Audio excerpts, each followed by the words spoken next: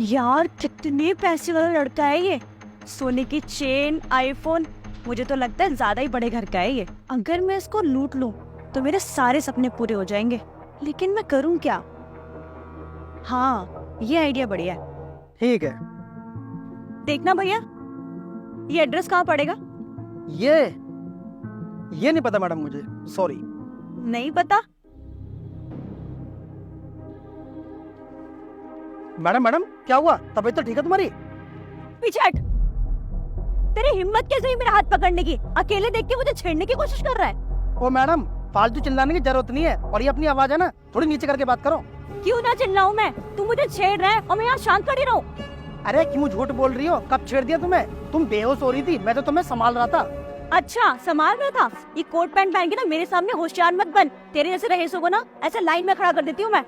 अच्छा, मुझे एक बात समझ में नहीं आई, तुम फालतू में मुझसे इलाज क्यों रही हो? मैं उलझ रही हूँ या तू मुझे छेड़ रहा था? अरे क्या हो गया मैडम? देखो ना अंकल, ये मुझे अकेला देखकर छेड़ने की कोशिश कर रहा है। एक बात बोलो मैडम, मैं बहुत देर से वहाँ बैठ के देख रहा था। इन साहब ने आपको नहीं छेड़ा, बल्कि ये तो आपकी मदद कर रहे थे। अच्छा, अब तू भी इसकी साइड लेने लग गया? पता वता कुछ है नहीं, आ गया भाषण देने। चल निकल यहाँ से। मैडम मैं सही कह रहा हूँ, साहब यहाँ बहुत देर से किसी का इंतजार कर रहे हैं और आप बेवजह इन्हें फंसाने की कोशिश कर रही हो।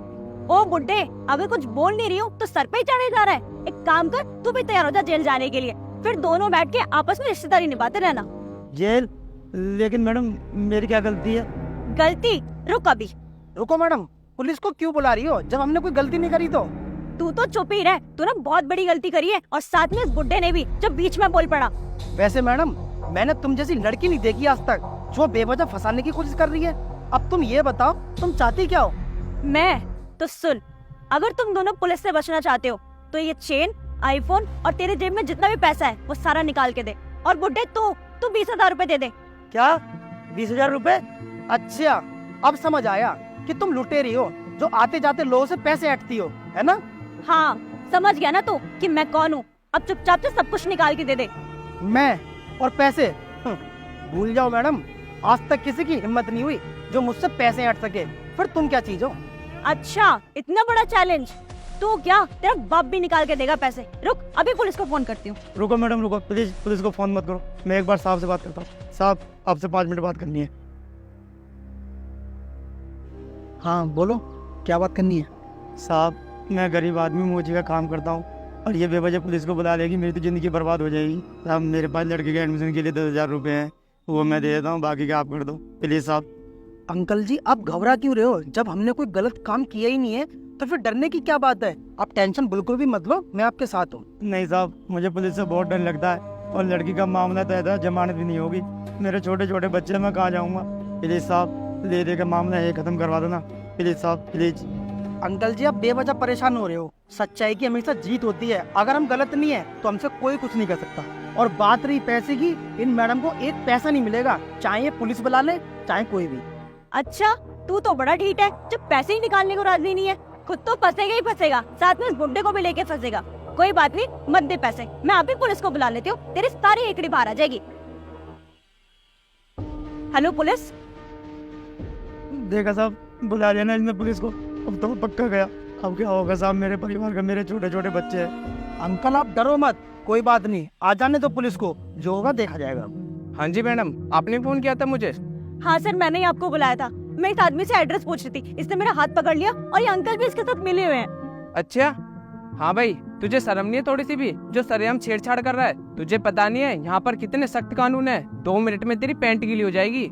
सर आप ऐसे कैसे बोल सकते हैं? आप डायरेक्ट आए और आपने इस लड़की की बात मान ली। शायद आपको पता नहीं है ये लड़की कितना झूठ बोल रही है, ये हमको फंसाने की कोशिश कर रही है।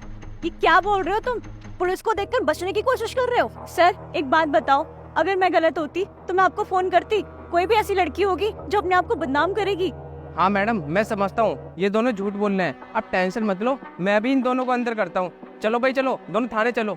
देखिए सर, हम कहीं नहीं जाएंगे, जब हम दोनों गलत है ही नहीं तो हम थाने क्यों चले? और एक बात तो बता दूं सर आपको, हर बार लड़के गलत नहीं होते, पहले इंक्वायरी कर लेनी चाहिए कि लड़का गलत है या लड़की, उसके बाद एक्शन लेना चाहिए किसी पर भी। अबे देख, ज्यादा भाषण देने की जरूरत नहीं है, चुपचाप चलता है, ये बुलाऊं अभी सीनियर को। चलिए सर, आपकी गाड़ी आ गई है। सर, ये कौन सा सर है? मैडम थोड़ा तमीज से बात करिए। आपको पता नहीं है इस जिले के नए कलेक्टर है ये। शायद आपको पता नहीं है, इनको भ्रष्टाचार बिल्कुल भी पसंद नहीं है। क्या जिले के नए कलेक्टर? जय हिंद सर। हाँ, जय हिंद। सॉरी सर, मुझे माफ़ कर दो। आपके आने की कोई सूचना नहीं थी मेरे पास, इसलिए मैंने आपको पहचाना नहीं। मुझे माफ़ कर दो सर। अच्छा, अब आपको पता पड़ गया कि मैं यहाँ का कलेक्टर हूँ तो तुम माफी मांगने लगे। मुझे एक बात बताओ, अगर मेरी जगह कोई आम आदमी होता तो तुम उसको बिना गलती का अरेस्ट कर लेते। ये तो गलत है ना। आगे से एक बात ध्यान रखना, कोई भी एक्शन लेने से पहले उसकी पूरी इंक्वायरी करना, उसके बाद उसका अरेस्ट करना। अब आपको पता है कि मैं कलेक्टर हूँ तो आपने मुझे छोड़ दिया।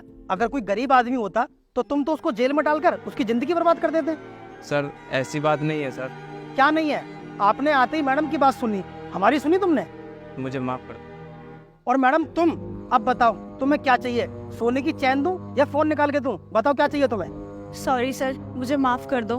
मुझे नहीं पता था आप इस जिले के नए कलेक्टर हो। मैं आगे से कोई गलती नहीं करूंगी। प्लीज मुझे अपनी गलती सुधारने का एक मौका दे दो, प्लीज सर। कोई माफी नहीं मिलेगी तुम्हें। अगर गलती करी है तो सजा जरूर मिलेगी।